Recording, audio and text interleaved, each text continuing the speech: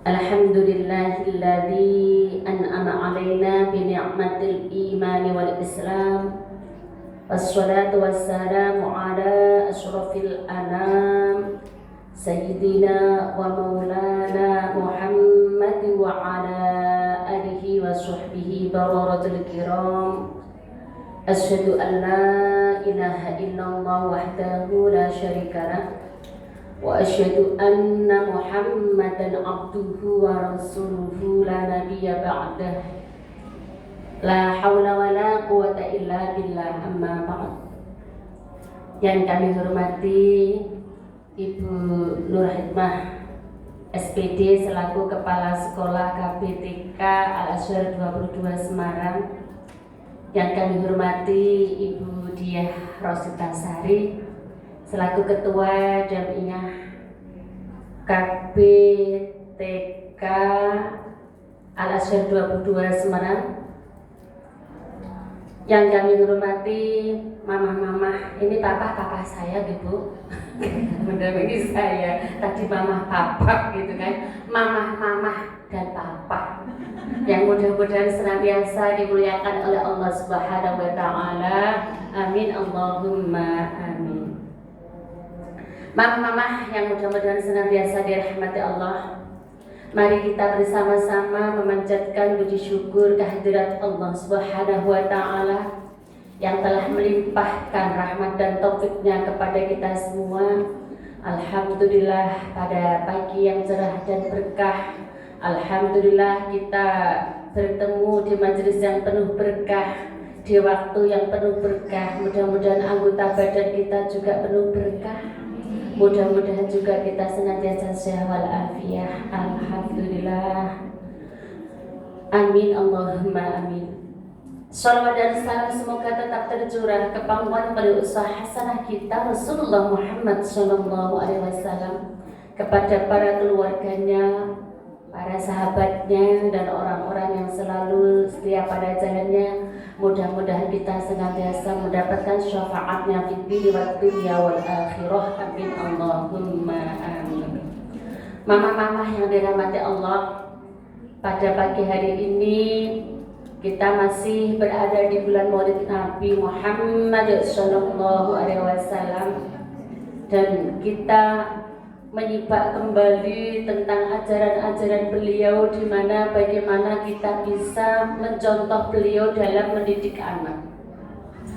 Karena beliau Rasulullah adalah merupakan uswah hasanah yang tidak ada duanya di dunia ini. Akan tetapi kita tetap berusaha untuk selalu mencontohnya. Dari jam ke jam, dari waktu ke waktu, dari hari ke hari, mungkin kita selalu belajar dan belajar. Kita berusaha, kita mencoba dan mencoba. Kita selalu berikhtiar bagaimana kita menjadi orang tua yang baik, terutama kita menjadi ibu yang dimana merupakan sekolah pertama untuk anak-anak kita, ibu-ibu. Ibu-ibu yang dirahmati Allah, di mana kita melihat dalam surah Al-Ahzab ayat 21, Allah berfirman, A'udzu billahi minasyaitonir rajim.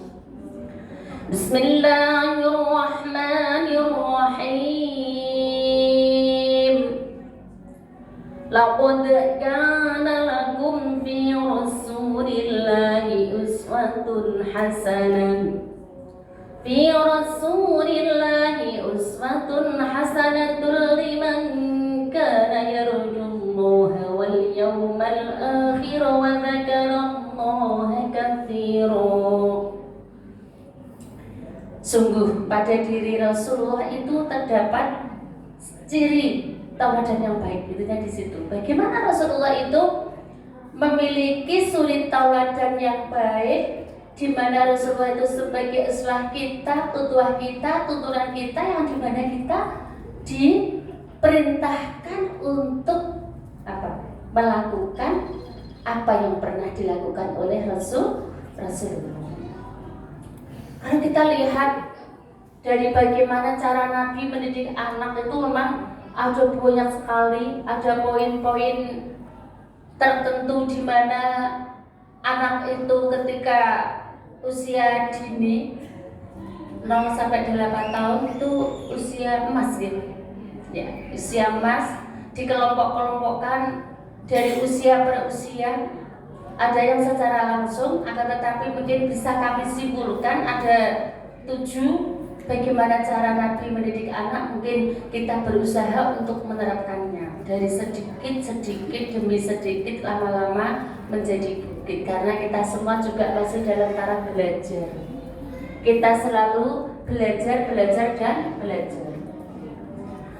Yang pertama adalah ketauhidan, Ibu. Keimanan itu adalah penting untuk diterapkan kepada anak-anak kita dari lahir. Itu adalah keimanan. Bahkan banyak sekali yang sudah mencoba dari dalam kandungan, anak sudah mulai dididik dengan baik, yang dimana orang tua itu selalu mengajari anak dengan memberikan contoh selama hamil. Dulu saya juga guru SD selama 12 tahun, Ibu. Saya di hadapan Bunda. Karena saya mendirikan pondok pesantren anak-anak, terus banyaknya aktivitas untuk pengajian dari RW ke RW, dari desa ke desa, dari kota ke kota, sehingga kami desain. Dan mungkin kami bukan hanya istilahnya teori yang kami terapkan, tapi mungkin ada beberapa yang pernah kita terapkan kepada anak-anak kami. Nyuwun sewu, kalau kami, lembaga kami itu ada pondok pesantren, ada TPG, ada ibu-ibu, ada majelis taklim, yang dimana yang pertama adalah kami terapkan belajar Quran dengan metode qiraat di tempat kami. Sama ya, Bu. Sebelum saya memasuki tentang ketauhidan, mungkin saya akan bercerita bagaimana pengalaman kami mendidik mereka, mungkin juga anak kami sendiri. Kami memiliki 2 putri, Ibu. Satu sudah kelas 2 SMP, yang kedua sudah 2 alias, semuanya di pesantren. Dan dari kecil anak kami kita sendiri dari SD gitu. Kami membuka pertama itu TPG dulu yang kami terima itu usia minimal 6 tahun, atau mungkin TK 5 tahun baru kita terima. Dengan pelan-pelan kita belajar, pelan-pelan kita memahami anak itu. Ternyata setelah kita buka, anak usia 3 tahun itu lebih cepat menangkap, lebih cepat menirukan. Ketika kita mengajari qiraat yang tentunya dengan lisan atau dengan hal-hal lain, di mana ucapan seorang guru, ucapan teman-temannya, apalagi orang tuanya yang senantiasa bersamanya selama 24 jam gitu. Akan tetapi ada hal penting yang perlu kita sampaikan kepada ibu-ibu semua. Ketika anak kami dulu masih PAUD, kami menemukan anak itu diajarin tidak mau. Udah bisa, Bunda, betul kan? Sini panggilannya apa? KP. Sama bu gurunya Ibu, itu Bu ya. Kalau waktu itu Bunda, saya tidak mau, saya udah bisa. Misalkan nyanyi 10 malaikat sudah bisa. Nanti nyanyi apalagi sudah bisa. Bahkan doa-doa mau makan, sudah makan, kemudian jangan marah, ada semuanya sudah hafal gitu kan. Akhirnya dia di kelas di KBM itu tidak memperhatikan, keluar lari-lari gitu. Akhirnya dari bunda-bunda itu berembuk untuk duduk bareng bersama orang tuanya gitu. Mamanya ditanya,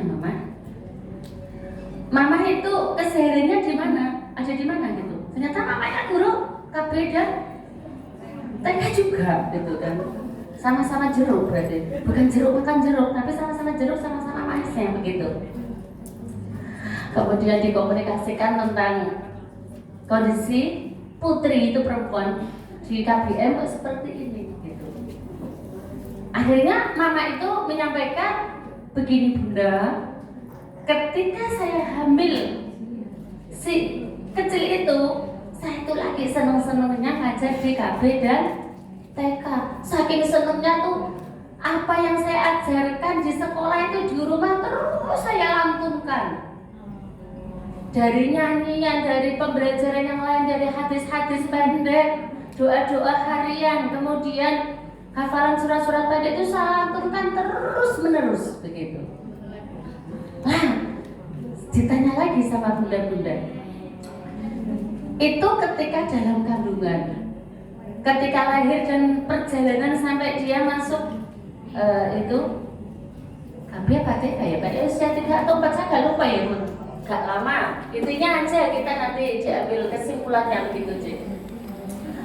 Terus bagaimana perjalanannya sampai anak ini masuk ke KB, kok sampai dia itu merespon semuanya yang kurikulum yang ada di KB. Kayaknya masih KB belum ada 4 kali ya Bu ya, saya gak lupa. Tapi cerita ini intinya di situ, ketika seorang ibu dalam kandungan itu selalu melantunkan hal-hal yang disukainya begitu.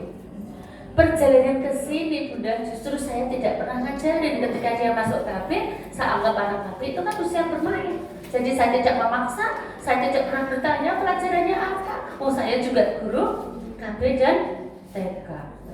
Akan tetapi bisa disimpulkan bahwa lekatnya pembelajaran yang diucapkan oleh ibunya itu adalah ketika dalam kehamilan. Mungkin ibu nanti bisa browsing lagi. Muhammad Farih namanya. Muhammad Farih itu dari Aljazair yang 3 tahun lengkap hafal Quran 30 juz. Saya punya bukunya. Kecil-kecil anak-anak yang mengembarkan dunia gitu. Ternyata ibunya ketika hamil pun sama.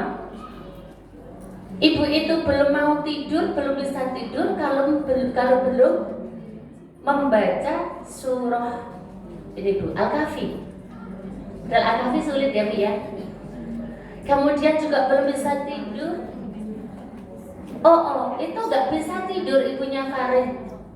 Muhammad Farid itu kalau tidak salah. Muhammad Farid siapa? Saya ada. Pokoknya kan jadi kan berusaha ada itu pasti muncul, nanti akan muncul bagaimana jenengan itu sejarahnya tentang Farid menjadi penghafal Quran atau bacaannya saat ini. Mungkin panjenengan bisa browsing bisa di YouTube mungkin akan muncul begitu.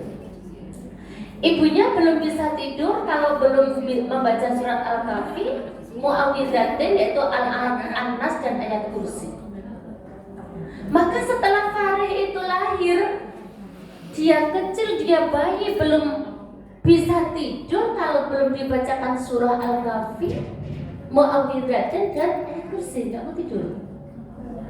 Maka ibunya terus menerus kalau mau menidurkan si kecil itu dengan selalu melantunkan surah Al-Kahfi.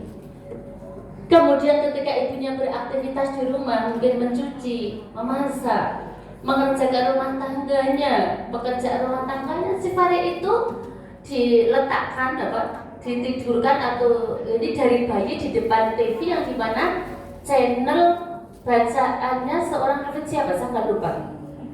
Seorang hafid mungkin katakan Al-Ghumidi di sini atau Sudais begitu ibu-ibu. Maka ketika si Farid itu bisa bicara, kalau anak-anak kita biasanya mamah papa dulu yang diucapkan, akan tetapi ketika Farid bisa bicara yang terbaca adalah surah Al-Kahfi ibu-ibu. Di sana di ayat 1 ada sakta, dia belum tahu bacaan sakta, tapi anak yang berfungsi pertama adalah auditorinya kan ibu, pendengarannya lebih dulu gitu. Maka diperhatikan oleh orang tuanya apa yang terbaca dari Farid, ternyata Bismillahirrahmanirrahim. Alhamdulillahilladzi anzala ala 'abdihil kitab wa lam yaj'al lahu iwaja qayyima. Itu sakta, tapi bacaannya sudah sakta. Qayyiman liyunziru ba'san syadidan. Apa Bu lanjutannya? Itu yang terbaca adalah awal surat Al-Kahfi, lambat laun didengar oleh orang tuanya Al-Kahfi sampai selesai. Lengkap usia 3 tahun, Muhammad Farid itu menjadi penghafal Al-Quran lengkap 30 juz. Anaknya cakep, matanya belalak-belalak sampai kanginan gitu ya. Wal iman berobak sajidang. Apa tadi PR-nya tuh? Milladunhu Yubasyirul mu'minin alladzina ya'maluna sholihati anna lahum ajran hasana makithina fihi abada. Diperdengarkan oleh orang tuanya, tak bacaannya itu masih gelepotan anak 3 tahun ya Bu ya. Kalau saya mendengarkan itu sebenarnya panjang pendeknya dengungnya itu lumayan, tapi karena belum sempurna dia mengucapkan kata-kata, belum sempurna banyak hal ya Bu ya. Anak-anak itu ketika diajari mungkin praktika itu pun kita tidak menjelaskan macam-macam, penting meniru ini ya. Kan begitu aja. Misalnya kan hanya gitu. Bukan tidak perlu dibaca panjang, nanti masih nanti. Yang penting bagaimana gurunya itu ngajarin gitu kan. Mengajarkan dengan cara yang menyenangkan begitu. Ibu-ibu yang dirahmati Allah, disitulah bagaimana para orang tua terutama adalah bundanya mempersiapkan anak sedini mungkin. Sejak dari dalam kandungan pun mereka sudah berusaha untuk sujud, untuk ruku, untuk sholat yang baik dengan akhlak-akhlak yang baik yang dimana nanti bisa diterapkan oleh anak-anak kita. Maka ketika bayi lahir, yang pertama adalah ketauhidan tadi ya Bu ya, bagaimana mengisahkan Allah walaupun dia belum tahu apa-apa, dia belum bisa bicara. Mungkin ketika lahir telinga kanannya diadani dan telinga kirinya mati. Itu salah satu bagaimana kita mendidik anak, memperkenalkan Allah dengan memberikan kalimat adzan dan iqamah. Saya sedih Bu, kadang diundang isi pengajian akikoh anak gitu. Luar biasa, ada bacaan Quran, tilawah kadang 30 juz di majelis selesai gitu. Kemudian ada Asmaul Husna, kemudian mungkin ada lain-lain, ada Asrul dan sebagainya. Tetapi ketika malam itu dangdutan yang seru ya, anaknya bingung kan, walaupun bayi bingung.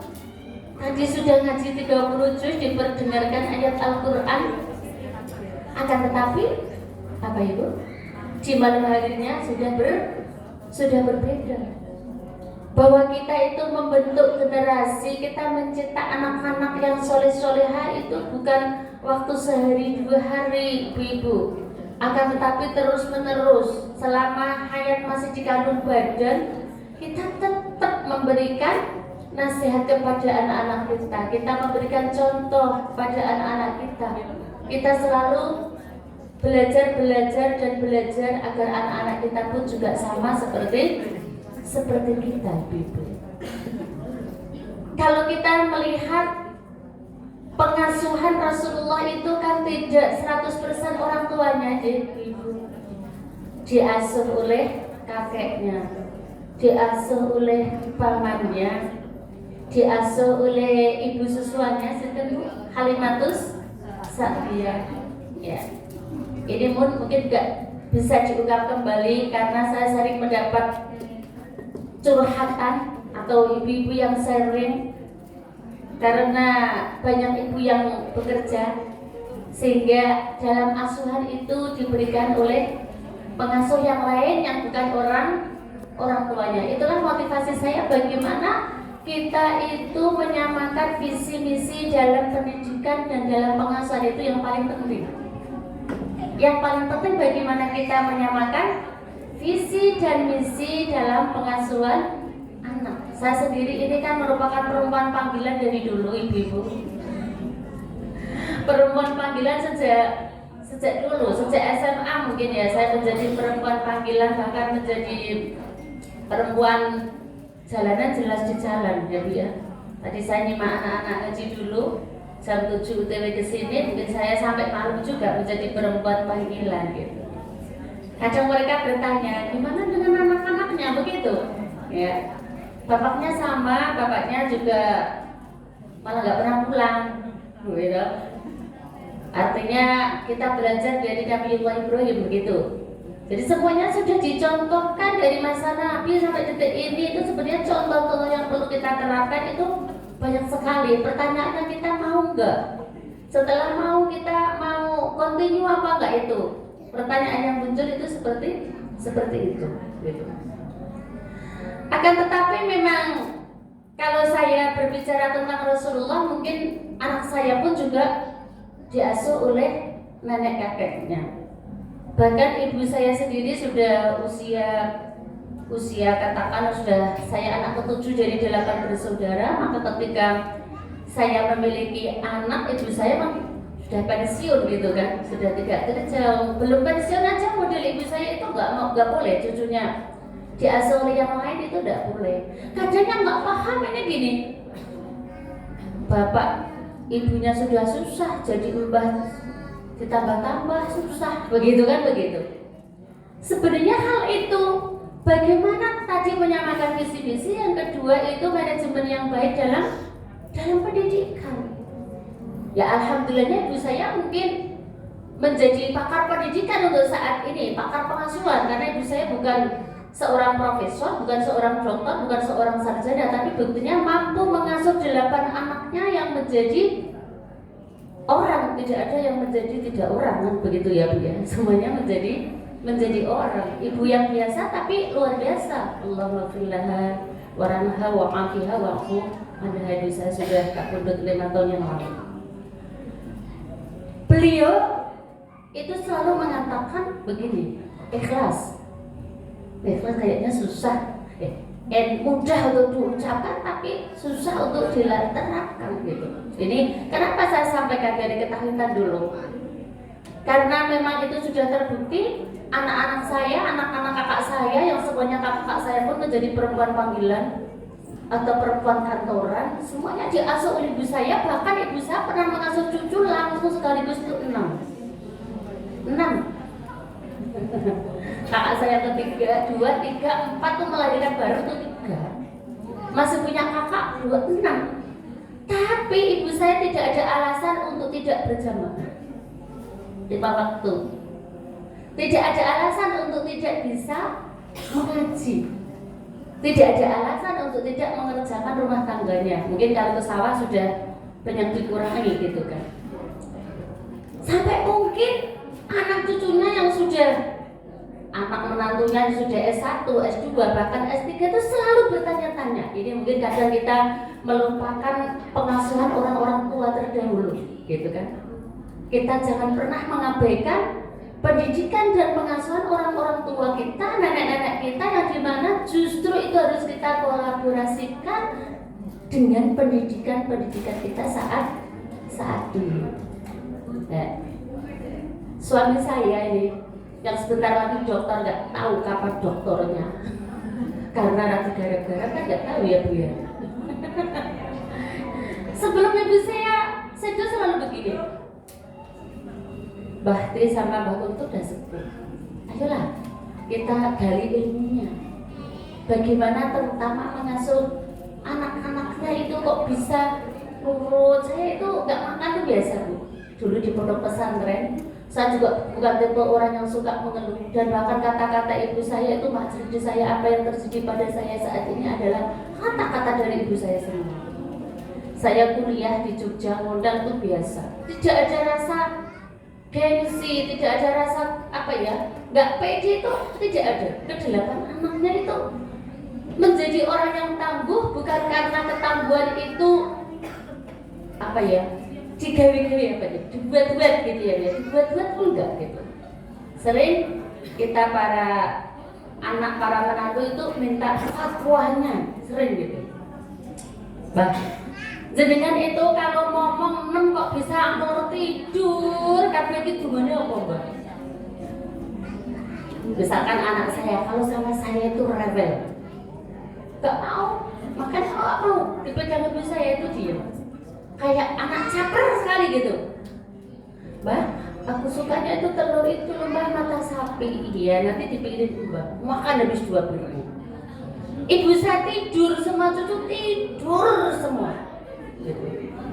Bahkan ibu saya tidur, cucunya bilang main, bangun tidur, ibu saya bingung mana cucu ini, ngumpul di depan rumah. Karena memang masih bisa, depan saya itu halamannya luas, kemudian ada masjid yang besar. Karena bapak ibu saya itu ya rumahnya 2, kalau nggak di rumah ya di masjid, mungkin paruhan. Apa yang beliau katakan? Siji ikhlaso, sing kok adepi anakmu, ojo ngadepi liyo-liyo. Kadang kita itu ngadepin anak tapi pikiran kita ada di WA, betul Ibu? Kita itu menasehati anak tapi pikiran kita ada di pekerjaan, betul Ibu? Nah itu, saya baru bisa istilahnya bisa apa ya Bu ya? Bisa bukan meneladani, lagi merespon belum, meneladani itu belum, saya belum. Ibu saya itu swabarnya luar biasa. Dengan 8 anaknya itu memang nggak pernah marah. Kalau marah beliau itu hanya berdoa, tidak pernah berkata buruk. Dengan 8 anaknya dan karakter yang beda-beda. Kenapa ini saya sampaikan? Karena ibu saya orang biasa. Kalau saya menyampaikan tentang bapaknya Sudes, ibunya Sudes yang menjadi ulama besar, mungkin karena bapak ibunya masuk seorang ulama begitu. Kenapa ini saya contohkan ibu saya yang dekat dengan saya? Ini mungkin panjenengan lebih bisa menerima begitu, karena sama-sama orang biasa, bukan nabi, bukan ulama, bukan. Kalau ibu-ibu di sini mungkin ada yang profesor, ada yang pakar pendidikan, mungkin sudah nggak semua ya Bu ya, mungkin satu juga. Dan itu dibuktikan oleh anak-anaknya, di mana mengasuh anak itu adalah ikhlas dan banyak berdoa. Jadi ibu saya itu bisa ketika menghadapi anak itu main. Ini kayak pola pendidikan Rasul nanti yang terakhir saya sampaikan. Karena saya menyampaikan yang paling mudah adalah seseorang yang sama-sama orang biasa seperti kita ya Bu ya. Main gitu. Kalau ngajak anak-anak jamaah itu nggak dipaksa enggak. Mbah jemaah, kamu di rumah apa itu Mbah? Kalau di rumah nanti kalau ada tamu, kamu bisa nggak malah diceritain apa gitu? Ya ikut Mbah aja ke masjid. Jadi menjadi ahli masjid bukan karena paksaan, bukan karena marah gitu. Tapi bagaimana kita menanamkan anak dengan cinta, mengajari anak dengan cinta. Saya itu pulangnya dulu itu kalau jadi guru privat, saya jadi guru privat juga Ibu. Sampai kadang jam 8 malam baru pulang. Saya pulang, anak saya itu sudah bisa sholawatan begini. La ilaha illallah, bisa bertiga begitu. Masih belum jelas. Al-Malikul Haqqul Mubin gitu. Muhammadur Rasulullah Shadiqul wa'dil amin. La ilaha illallah Al-Malikul Haqqul Mubin Muhammadur Rasulullah Shadiqul wa'dil amin. Loh deh, kamu kok pinter sampai yang ngajarin? Mbak bisa baca surah. Saya sendiri yang saya alhamdulillah menjadi seorang penghafal Al-Quran 37 juga itu. Saya kan nggak pernah ngajarin.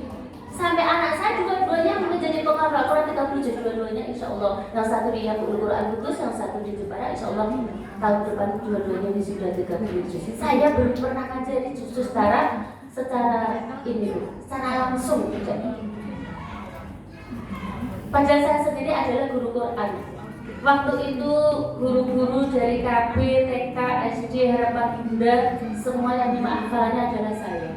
Tapi justru saya sampai detik ini belum pernah menyimak hafalan-hafalan anak saya. Tapi jangan ditiru Bu, karena tadi menyamakan visi misi dan tim yang solid. Ini yang kita terangkan dalam pendidikan, karena saya ada pondok pesantren, ada TPQ, kemudian di sekolah yang nyambung juga dengan pendidikan di rumah, di pondok juga yang nyambung juga pendidikan di rumah.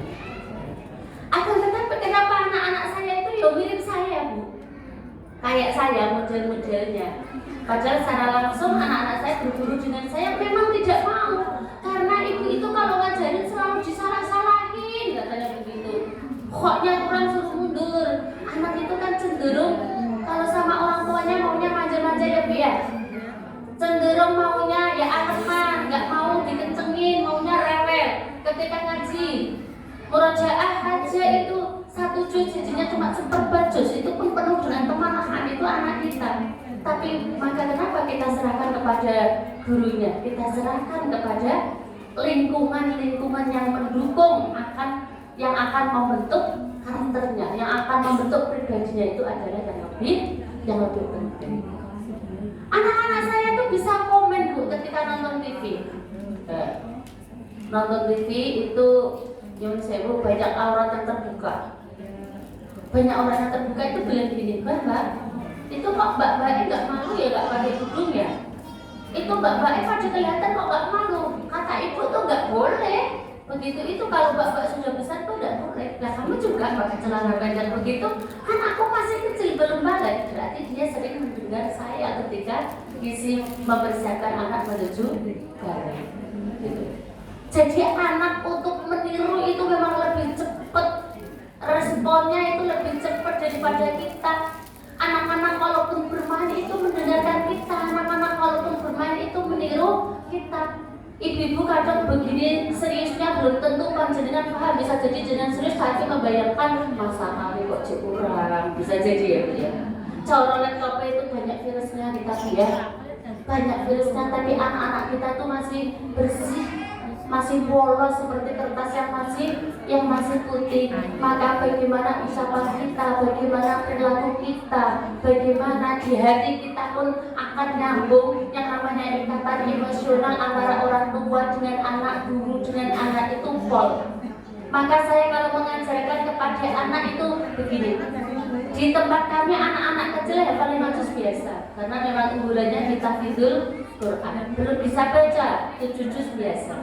Mungkin dari jilid 3, jilid 4. Karena kita briefing terus bagaimana kita mengajarkan dengan hati, bagaimana kita mengajarkan dengan cinta. Apalagi kita sebagai orang tua jangan pernah kita mengajarkan hanya sekilas saja atau hanya mengajarkan dengan lisan saja.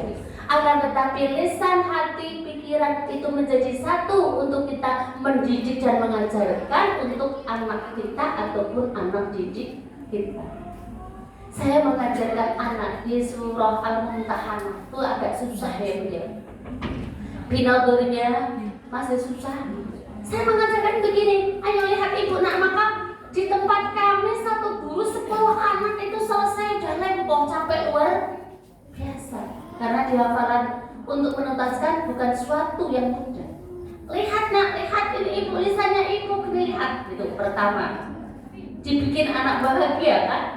Ayo senyum dulu, pagi-pagi senyum pagi itu ibrah, gitu kan. Ayo lihat Ibu, baca ta'awud, basmalah, gitu. Kemudian masuk ayo itu. Al-Mumtahanah susah. Mungkin yang mudah di surah Al-Jumu'ah atau di surah An-Naba sepanjang dengan apa itu? Familiar gitu.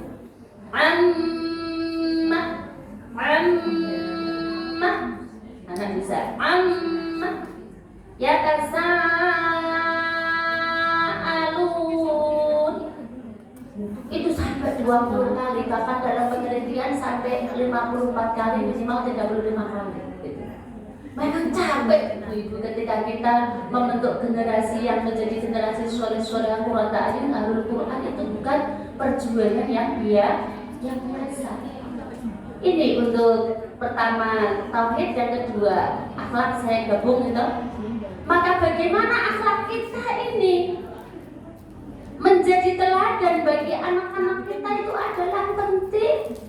Saya dulu sebagai guru SD, sebagai guru privat, kadang saya sering ngobrol sama anak-anak TK di kampung gitu. Kamu bangun jam berapa sih? Aku bangun mau sekolah jam 6. Kakakku kan kadang setengah 7. Loh, kakak kan sudah kelas 3, apa nggak salah sih? Enggak dibangunin sama ayah dan ayah juga nggak sholat, ya satu ketahuan. Banyak hal ketika kita mendidik anak itu tidak lepas, artinya tidak akan jauh dari apa yang dilakukan oleh orang tuanya. Kalau oleh orang Jawa itu buah jatuh tidak akan jauh dari pohonnya, seperti itu. Iya betul gitu. Jadi kita melihat model anak, kita lihat bersama siapa dia di rumah, bersama siapa dia di sekolah, bersama siapa dia bermain. Itulah nantinya akan membentuk karakter anak-anak kita itu adalah di situ. Maka Rasulullah walaupun diasuh berganti-ganti orang, tapi memang pengasuhan dengan visi misi yang sama. Walaupun saya masih muda, saya itu udah mantuk kurang lebih 8 santri. 8 santri itu sering-sering kepada kami tentang pengasuhan anak-anaknya begitu. Ibu bagaimana ini anak gitu. Kemarin ada yang sudah di Jakarta, kami itu gak mantu tapi murid saya gitu di Bia Cukai, yang suami di apa gitu.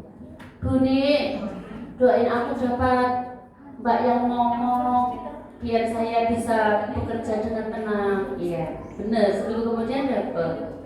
Saya sering lagi, Bu, gimana ya Bu, itu mbaknya masih kecil Bu, baru usia 16 atau 17 itu. Apa kata-kata yang saya sampaikan kepada dia? 1, kalau kamu memang tujuan utama untuk mengasuh anakmu, jangan kasih pekerjaan lain yang membebaninya. Sampai yang kui orang titip mobil, Mbak, sampai niku orang titip duit tapi titip anak, saya bilang gitu. Terus gimana Bu kalau makannya, bajunya kamu bawa ke negeri? Atau kamu berusaha untuk mencuci sendiri, kamu berusaha untuk bersih-bersih sendiri. Nanti rewanmu itu kalau sudah mencintai anakmu dengan setulus hati, dia lapar pasti akan dibikin yang makan. Pakaiannya kotor pasti akan dicucikan. Bangunlah dulu mbaknya itu bagaimana bisa mencintai anakmu, mencintaimu, mencintai keluargamu dengan sepenuh hati. Itu yang kamu tanamkan. Oh ngoten Bu, ambil gitu. Karena pertama ngomong itu adalah bukan pekerjaan yang ringan. Ngomong itu bukan pekerjaan yang mudah. Pertama yang kamu lihat adalah sebelum kamu terima, lihat sholatnya, lihat pribadinya, lihat kesehariannya. Ternyata pintar ngaji Bu, alhamdulillah. Saya tanya lagi 2 bulan kemudian, 3 bulan sergep Bu. Bahkan setrikaan di rumah nggak sampai ke laundry udah bersih semua. Jadi bersabar dulu Bu, jangan menuntut. Kalau urusan ngomong itu ibu-ibu nggak boleh menuntut ya Bu ya. Apa mana nuntut budanya tambah ngeluh anak banyak. Kita doakan terus gitu. Saya dulu kalau udah urusan ngomong setelah anak-anak TK, PAUD TK gitu, jarang kembangnya, saya ada santri, ada beberapa santri itu pun yang betul-betul mencintai anak saya. Kalau nggak mencintai ya saya nggak mau, istilahnya bersama ya sekedarnya. Ada bersama sampai sholatnya. Saya lihat dia sudah bisa jadi contoh untuk menjadi imam sholat apa belum, kita lihat. Karena kesalahan anak itu nanti akan kalau tidak segera dibenarkan itu akan terus-menerus menjadi perilaku yang salah selama-lamanya, Bunda. Menjadi perilaku yang salah selama-lamanya. Maka kemarin ibu-ibu asal dari kami pulau ngeten Bu, jenengan kalau menurut orang sempurna nggak bakal ada yang sempurna. Jenengan berhenti kerja apa jenengan itu nerima rewang yang akan ngomong anak panjenengan. Yang penting itu dibangun visi misi. Panjenengan makan ayam ya, Mbak dikasih ayam. Panjenengan apel ya, Mbak dikasih apel. Kalau orang dimanusiakan pasti akan mampu memanusiakan yang lain. Kalau kita selalu menghargai orang, pasti kita akan juga dihargai oleh orang lain. Ibu-ibu yang dirahmati Allah, maka Rasulullah berganti dari siapa dulu? kakeknya, kemudian pamannya, kemudian juga ibu-ibu susuannya, wakila, ibu susuannya pun bukan hanya Halimatus Sa'diyah, tapi ada ibu susuan yang lain. Itu pun Rasulullah bisa terbentuk menjadi pribadi yang mulia. Maka sekarang hilangkan istilahnya itu pikiran negatif kepada orang. Wong kok dikon ngomong ke ibune, anak kok dikon ngomong ke rekam dhek ngapa. Jangan, kita lihat. Kalau bisa kita itu seperti Bukit Jombir. Jadi orang yang solutif gitu loh, gitu ya. Ya toh, bagaimana kita bisa memberikan solusi yang baik untuk kawan-kawan kita, solusi yang baik untuk orang yang membutuhkan kita. Bagaimana kita itu selalu memiliki energi yang positif untuk kanan kiri kita. Kalau energi positif itu menyebar, semuanya akan bersinar, semuanya akan bahagia, semuanya akan tentram, semuanya akan tenang. Yang ketiga, ajari anakmu sholat. Ajari anakmu sholat. Ini juga saya sampaikan ya. Ponakan-ponakan saya itu kan banyak, ponakan dari suami juga banyak, gitu kan. Kalau mereka yang senang ngaji, senang ibadah, di rumah saya senang karena kami paling nggak suka itu subuh telat. Satu, memang Rasulullah pun juga sama itu. Satu, yang namanya sholat subuh itu tidak pernah telat. Bahkan qobliyah yang tidak pernah ditinggalkan termasuk adalah di antaranya adalah qobliyah subuh. Nah, ini bagaimana kita menerapkan sholat di awal waktu juga bukan sesuatu yang mudah. Mudah apa susah Bu sholat di awal waktu? Satu, di awal waktu, yang kedua berjamaah. Itu susah apa mudah ya Ibu? Susah ya Bu ya. Tidak semudah saya yang pondok pesantren, saya sendiri aja kadang susah. Tapi bagaimana kita tetap berusaha. Mungkin dalam minggu ini saya pengen 3 hari menerapkan sholat di awal waktu dengan berjamaah. Mungkin di pekan ke depan merasa nyaman, kita bisa terus menerus waktu nanti kita jegleng lagi. Biasanya habis hari itu kan mulai semangat baru ya Bu ya. Tapi disinilah bagaimana kita mengajari anak dengan sholat itu tidak banyak kita bicara, tapi dengan contoh-contoh konkret. Ketika kita menyuruh anak kita sholat, kita sudah berwudu, sudah pakai mukena. Anak mau beralasan apa kalau kita gak HP? Ayo dek, ayo gak wudu, ayo sholat. Ibu aja kayak gitu. Terus akhirnya neng HP, lesannya neng HP cuma yang mana mau anak langsung pakai pakai mukena. Wudu aja enggak, gitu kan? Wudu aja. Maka mengajari anak di sini adalah memang yang penting itu teladan. Teladan satu itu akan mengalahkan kata-kata 1000.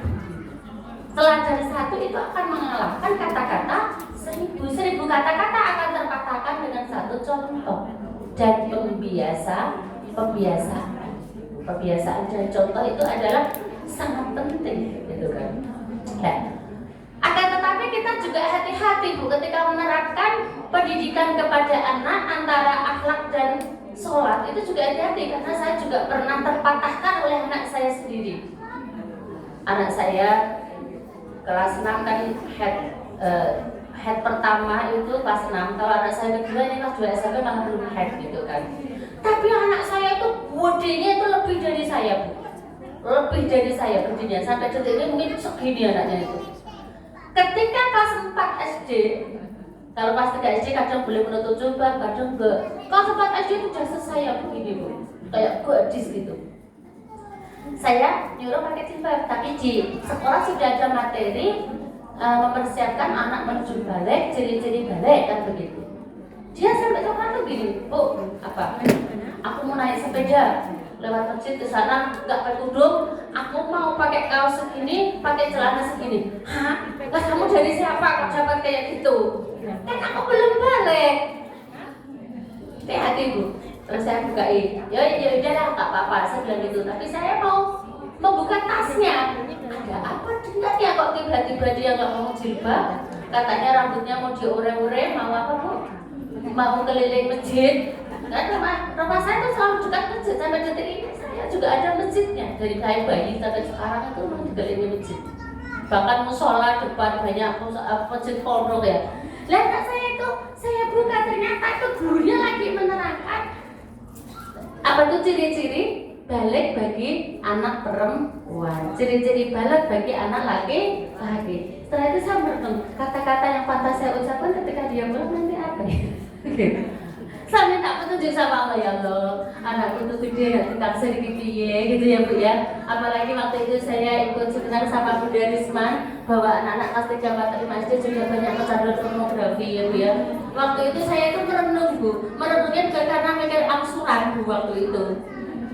Merenung saya itu, iya caranya anak saya pulang saya berkata-kata yang bisa dia terima itu seperti apa gitu kan. Terus saya biasanya masuk kepada anak ketika anak itu bahagia Bu. Kalau dia sudah merebut gini ya kita yang ngalah, mundur kan gitu. Kalau dia sudah, ibu aku tadi tuh ketemu sama Bu ini, aku dikasih ini loh Bu, katanya, Mbak Vela sekarang cantik ya, dia seneng toh. Saya masuk, memang cantik, apalagi kalau yang pakai jilbab itu loh Mbak Vela, tambah cantik. Yang rambutnya yang ada ini ya tambah cantik, cakep banget. Ibu-ibu kemarin juga bilang rapi sama aku sisi deh saya. Ibu kemarin yang ngaji juga bilang, Mbak Vela tuh cakepnya pakai jilbab Bu. Masa iya sih siapa coba? Ya Bu Jen dan Kakak bilang Mbak Vela tuh cantiknya pakai jilbab, soalnya pipinya kembung. Saya bilang gitu. Iya toh, anak gitu kan seneng. Tapi kan aku belum balik. Iya, kadang buka jilbab, kadang enggak. Dan tiba-tiba kamu gimana coba? Kalau ibu tidak mempersiapkan sejak dini. Beda dengan di Arab Saudi Bu, panjenengan ke Mekah ke Madinah, anak-anak ngaji nggak pakai jilbab yang belum balik. Tapi di sana kan balik otomatis langsung menutup aurat. Di sini yang balik sudah usia 60, bocah-bocah usia 60 aja yang nggak tutup aurat masih banyak. Itu kan bedanya, ya. Bocah-bocah 60 tahun di sini banyak ya Bu yang nggak tutup aurat masih banyak ya.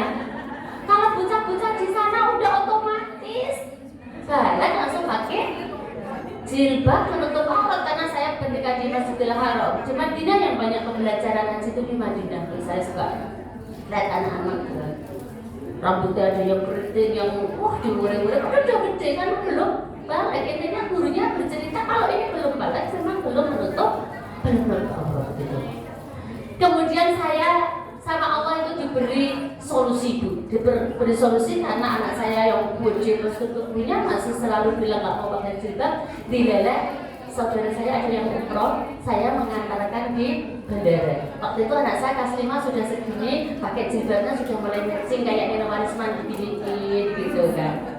Lah dia gampang anaknya bude Bu, lebih cantik dari ibunya dan kulitnya bersih. Jadi orang mungkin akan memandang bodohnya gede itu loh Bu. Delalah ada 2 pemuda yang ngiri itu, cantik itu, adiknya cantik gitu. Saya diem aja. Itu loh Bu, mas macam bodoh terus jadi pagi ngetok terus gitu. Tak diemin aja. Setelah saya pulang perjalanan pulang saya begini, Mbak Vela, dalam tadi yang digoda mas-masnya tuh ibu apa kamu ya? Lah ibu dengar tuh yang digoda siapa? Nggak tahu sih, kayaknya goda ibu karena yang balik kan ibu, kamu belum balik. Saya bilang gitu. Ya akulah tadi digoda sampai aku pukul aja. Lah iya itulah jawabannya sekarang. Kenapa ibu mempersiapkan balik sampai kamu belum balik? Ibu berusaha kamu pakai jilbab. Kenyataannya kamu sudah digoda oleh laki-laki. Ibu yang sudah balik begini nggak ada yang goda kan? Jadi kita mau masuk memberikan nasihat kepada anak itu memang sangat pelan tapi pasti Ibu. Bagaimana kita lembut tapi bisa diterima. Bagaimana kita tuh merangkul anak tidak penuh dengan kemarahan, tidak penuh dengan aturan. Tapi bagaimana kita melakukan segala sesuatunya itu yang bisa diterima langsung nancep ke otak batinnya begitu. Itu adalah yang lebih penting. Begitu juga dengan bunda-bunda yang ngajar. Kali ini orang tua semua gitu. Orang tua semua gitu kan. Itu kan juga. Kenapa saya kalau suami saya sering bilang pawange wong sak pondok, pawange wong sak TPK iki awak mudi. Beliau dulu itu selalu ngimamin sholat. Tapi dengan apa itu dievaluasi dari hari ke hari, kalau saya nggak ikut jamaah katanya ini pol gitu kata bapaknya. Lah muridnya waktu itu santrinya putri semua beliau bingung mengeplek sampe do, mesti gendangke wedo. Padahal rukohnya mungkinnya enggak gendang mesti bendake wong Medo, bingung. Apalagi kalau saya lagi menstruasi, ramai sulit dikendalikan. Tapi bapak, aku tak salah di luar aja. Ini mami medo karo medo bae. Wong pawangnya naik, pawangnya ngomong gak ono sing iso ngatasi. Maka bagaimana Rasulullah pun menjadi pawang kepada semuanya itu kalau kita contoh. Tahu pawang nggak dulu? Pawang tahu nggak? Pawang itu bisa mengendalikan semua orang, bisa menghipnotis semua orang. Saya kalau mendidik santri, nah anak kan cuma 2, 3, 4 ya paling. Lah santri saya itu banyak yang kecil-kecil aja jadi masuk. Ibu, ada gitu pagi-pagi. Iya sayang, ada apa? Mesa nggak mau makan, nggak mau sarapan, bu, coba berangkat sekolah. Nggak apa-apa. Mana sisa-nasinya dimakan ibu semua. Saya tidak marah nggak, saya ke pondok. Mana sisa makannya dimakan ibu. Kalau nggak dimakan mau bader dengan nasi itu. Enggak, aku mau makan. Dawal habis. Bapaknya bilang, loh, pawangnya teko. Kok sampai panjenengan nggak bisa menjadi pawang anak-anak panjenengan? Jenengan harus banyak belajar ya. Banyak evaluasi, banyak anak yang nakal kan makannya ini nggak mau. Saya pernah ikut seminarnya Bunda Eni Sutrisno. Ketika saya mendengarkan ceramahnya Bunda Eni Sutrisno, itu sudah saya terapkan. Anak-anaknya kalau makan ada yang susah tuh gitu.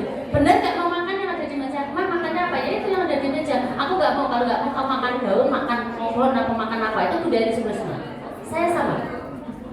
Anak saya sampai detik ini nggak pernah ngarani, Bu minta ini, nggak pernah. Pokoknya ada di meja itu dimakan. Karena apa? Jadi kita sendiri bersyukur nggak dengan makanan yang ada. Kita sendiri bersyukur nggak dengan apa adanya yang kita ada di rumah itu. Kalau masih susah, yang banyak belajar adalah kita, yang banyak mengevaluasi adalah kita. 10 menit lagi ya Bu ya. Ini tentang sholatnya, jangan sampai anak-anak kita termasuk anak yang meninggalkan sholat. Coba kita baca surah Luqman dulu ya Bu, dalam pendidikan anaknya ya Bu. Mohon disimak. Bismillahirrahmanirrahim. Wa idh qala Luqman libnihi wa huwa ya'idhuhu ya bunayya la tusyrik billah. Inna syirka la-dzulmun 'adzim. Pertama Luqman mendidik anaknya, ya bunayya, hai anakku. Ya bunayya la tusyrik billah. Jangan kamu mensekutukan Allah. Inna syirka la-dzulmun 'adzim. Sesungguhnya mempersekutukan Allah itu adalah la-dzulmun 'adzim. Apa itu? Dosa besar kan? Syirik itu. Kemudian diselingi 2 ayat yang dimana anak itu selalu berbuat baik kepada orang tuanya. Nanti yang saya baca yang ayat terakhir, tapi yang saya terangkan. Wa wasfaynal insana biwalidayhi hamalathu ummuhu wahnan ala wahnin wa fisaluhu amaini wa fisaluhu fi aimini alishkurli wali-walidayka ila al-masjid. Langsung saya bacakan yang saya terangkan aja. Ya bunayya aqimis sholata wa'mur bil ma'ruf wanha 'anil munkari wasbir 'ala ma asabak. Inna dzalika min azmil umur. Hai anakku, dirikanlah sholat. Kerjakan yang ma'ruf, segala yang mungkar, dan bersabarlah ketika musibah menimpamu. Luqman juga mengajarkan anaknya agar menjadi anak yang tangguh, bahwa orang-orang sukses itu bukan hanya enak-enak saja. Orang-orang sukses bukan hanya duduk-duduk santai saja, tapi orang sukses itu banyak aral yang melintang, jatuh bangun, banyak jatuh bangunnya. Maka di sinilah aqimus shalah. Dengan kamu mendirikan sholat, bagaimana kamu selalu membangun sholatmu, bagaimana kamu selalu memperbaiki sholatmu, bagaimana kamu selalu istiqomah dengan sholatmu, memperbaiki dari bacaannya, dari gerak-gerakannya, Kemudian bagaimana kamu itu memperbaiki batinmu. Batin-batin orang yang sholat adalah mereka itu yang selalu apa ibu? Tawadhu, yang rendah hati, yang bagaimana berbudi luhur, bagaimana menjadi contoh orang-orang sekitar gitu. Maka bagaimanapun Allah mengabadikan surah Luqman, seorang Luqman menjadi surah dalam Al-Quran adalah karena Luqman begitu luar biasa mendidik anak-anaknya. Bu, ibu, kadang bapak-bapak itu kalau diserahin ngajarin anaknya itu kan kadang banyak menyerah, betul ibu. Bacakan aja surah Luqman ibu. Ini ada suami saya sama itu. Suami saya ada seorang dosen, saya guru SD. Kalah dengan setiap pendidik anak, tanya ini masih. Kalau ada PR yang susah kata suami saya, aku daripada suruh ngajarin lebih baik nyangkul di sawah. Nanti rewelnya nggak berhenti, jadinya tukaran gitu kan. Ya, itu pernah terjadi. Teng ibu rakitan karo aku setelah ya, murah mengarah ya bu ya. Ayo cepat dikerjakan PR-nya, mas. Macam-macam gitu ya bu ya, sampai lupa doa, lupa catat. Saya kadang pernah juga deh, saya tahu ilmunya, tahu teorinya, kadang kayak sulit melakukan ya. Apa hati sama sekali nggak punya ilmu, gitu kan. Tapi istighfar dulu, astagfirullahaladzim. Nah, kadang sama bapaknya nyuruh untuk tukaran barang, dia apa bu? Ada tukaran barang gitu. Kesimpulannya saya gini, gampang didik anaknya wong daripada anaknya dewe. Terus anaknya wong gampangnya raka loh. Anak-anak saya di pondok tuh dari kecil 6 tahun itu setengah pada bangun rapi bu, tahajud semua. Coba anak jenengan kalau di rumah enggak, saya tanya ibunya, bu anak-anak kalau di rumah gimana? Kembali ke laptop katanya begitu. Kembali ke laptop gitu. Tapi panjenengan jangan terus dengan adanya surah Luqman tuh sama suami-suami langsung menuntut banyak seperti Luqman. Ya enggak lah, minimal bapak juga merangkul seperti Rasulullah bagaimana mendidik dengan penuh kasih sayang, tidak marah, terus langsung selalu mencium lepas cucu-cucunya dan sebagainya gitu. Yang keempat adalah ajari anakmu Al-Quran. Sudah sampai empat gak apa-apa dulu ya bu, kayaknya itu sudah cukup kok. Yang ketiga, yang kelima nanti apa itu namanya, berikan bagaimana kita mengajari anak dengan berbakti kepada orang tua, di mana kita juga berbakti kepada orang tua yang dimana dipahami oleh anak-anak kita. Kalau orang tua kita masih ada ya bu ya, itu akan sangat ini bu, sangat tokcer sekali bagaimana perilaku yang kita terapkan kepada orang tua, nanti anak betul-betul akan tokcer. Sampai anak saya yang besar sudah bisa mikir bu, karena sudah kelas 2 aliyah tuh mikir begini, ibu tuh kalau saya kok sama berarti itu ya Allah, sama mertua, kalau sama ibu sendiri sih gak dicerita gitu ya bu ya, contohnya luar biasa. Saya besok ini anaknya ya, saya sama mertua itu cuketnya kayak orang tua saya sendiri. Terus bisikin telinga saya tuh begini yang gede, bu berarti menantu ibu bisa sayang sama ibu. Iyalah, masa cari menantu gak sayang sama ibu tak buang ke laut, saya bilang gitu. Pulang ke laut gitu. Berarti kan dia tuh sudah paham gitu, sudah paham. Oh berarti besok suamiku sama bapak ibuku harus seperti itu. Masih kecil anak saya itu bu. Ini yang mengajari berbirrul walidain ya bu ya. Ini tak terapkan, yang keempat gak apa-apa. Yang terakhir Quran sebentar, waktunya habis. Saya ke mall sama bapaknya, anak saya itu bawa tas sendiri-sendiri bu. Yang satu membelikan untuk mbah yang disayanginya, yang satu memberikan juga mbah untuk yang disayanginya. Ada 4 mbah tuh punya idola sendiri-sendiri. Loh tasnya berisi apa? Ini loh bu, ini buat bangkong sukanya ini. Nah kamu ini buat Bati yang sukanya ini. Jadi belanjanya bukan untuk sendiri-sendiri tapi buat mbah-mbah yang dicintainya. Terus kemudian ada yang diumpet kayak gitu, itu siapa? Ibu. Bukannya kita apa ya bu ya? Bukannya kita terus, tapi tetap aja kebanggaan ya bu. Ketika anak kita seperti itu tuh bangga nggak bu? Bangga nggak bu? Bangga.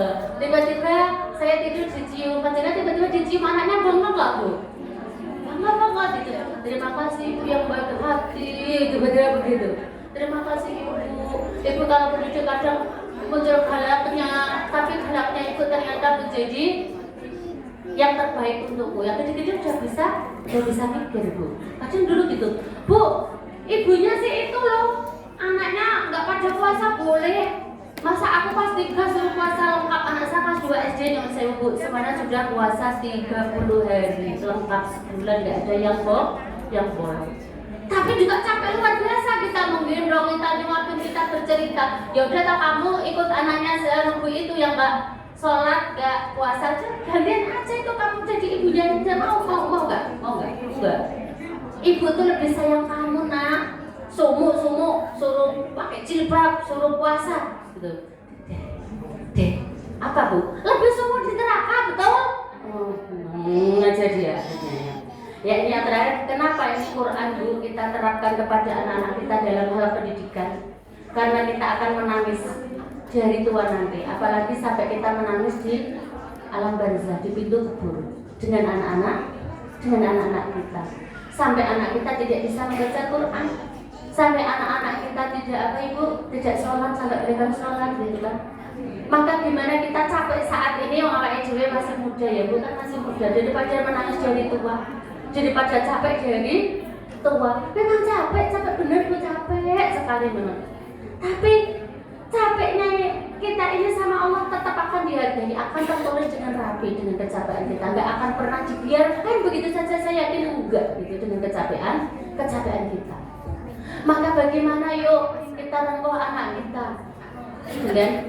Nah, bukunya Fazil Adi kan Kupinang Engkau dengan basmalah, kan gitu ya, Bu ya. Kupinang Engkau dengan basmalah. Akan tapi bagaimana kita kurengkuh engkau nak dengan basmalah. Selalu kita sering baca basmalah, bismillahirrahmanirrahim. Dengan kondisi anak kita, apalagi anak-anak saat ini kecil-kecil pun sudah kecanduan HP, sudah kecanduan TV, sudah kecanduan hal-hal yang kurang bermanfaat. Maka bagaimana kita itu ciptakan lingkungan yang baik di sekolah maupun di rumah. Yang di pondok kami itu banyak sekali juga anak-anak yang orang tuanya itu pendidikannya tinggi, artinya menurut saya dia bisa mendidik di rumah, bukan bapaknya, ibunya. Wali santri kami itu banyak sekali yang magister, itu banyak sekali itu, yang magister yang pekerjaannya juga ya menurut pada umumnya juga pekerja banyak sekali yang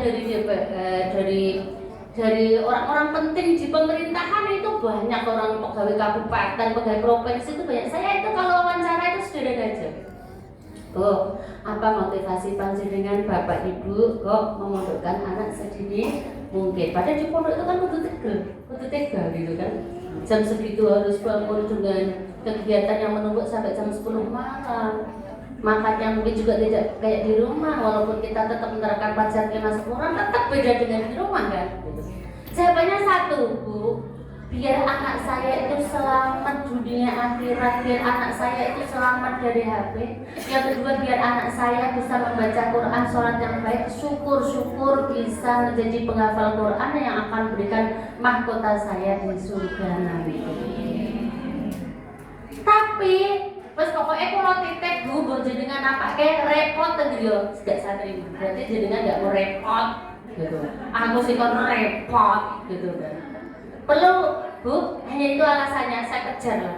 Iya Bu, berarti saya nggak terima. Saya tegas saja nggak terima. Walaupun dia seorang apapun, kalau visi misi tidak sama, nanti aku kesel dengan jari bangun tidur sampai mau tidur, rusak kan di rumah. Lah coba ini panjenengan membangun komitmen bersama Bu RT. Kalau di sekolah saya yakin Al-Azhar ini pasti bagus pendidikannya, insya Allah. Menemukan guru yang bagus, menemukan lingkungan yang bagus, menemukan teman-teman yang bagus. Tapi jenengan percaya samakah dengan di rumah, Bu? Enggak sama kan? Apalagi hidup-hidup yang sudah individu seperti ini agak susah. Minimal panjenengan bikin kelompok untuk mengaji. Kelompok ngaji, anak capek tidur, kelompok belajar, kadang kelompok bermain. Ini masih KB, masih TK, kalau belajar kayaknya terlalu ekstrim gitu. Oke. Kelompok bermain yang dimana membuat anak-anak senang. Kiranya cukup Ibu. materi sedikit, mudah-mudahan bermanfaat bagi kita semua. Mudah-mudahan Allah pertemukan kembali dengan suasana yang menyejukkan, dengan suasana yang menyenangkan. Bukan hanya bertemu di sini, sampai-sampai di akhirat nanti kita bersama-sama di surganya Allah dengan rahmat dari dunia, kita menjadi orang yang beruntung di dunia wal akhirah. Kiranya cukup, kurang lebihnya mohon maaf. Jika ada sumur di ladang boleh kita menumpang mandi. Jika masih dirasa kurang pasang besok boleh menundang kembali. Duduk sendirian tanpa kekasih cukup sekian dan terima kasih. Assalamualaikum warahmatullahi wabarakatuh.